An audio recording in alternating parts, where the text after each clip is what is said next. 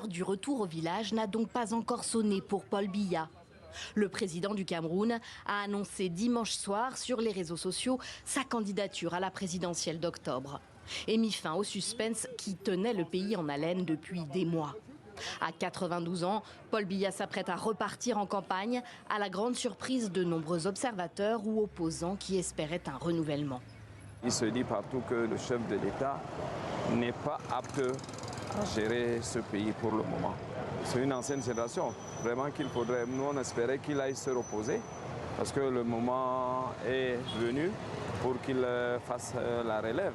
Parce que les jeunes s'attendaient à ce que, même dans le rang de RDPC, qu'il passe la main. Paul Biya, candidat à la magistrature suprême pour la 8e fois, au nom du RDPC, le parti au pouvoir qu'il a fondé dans les années 1980 et qu'il préside toujours. Le parti est en ordre de bataille pour le faire gagner, une fois encore. Pour nous, c'est une joie, c'est une période d'allégresse. Vous savez, gérer une nation 42 ans n'est pas facile. C'est parce qu'il a bénéficié de la confiance des populations au cours de ces différents septennats. Le camp Biya a cependant récemment connu plusieurs défections, dont celle de membres du gouvernement et de soutien de longue date du président.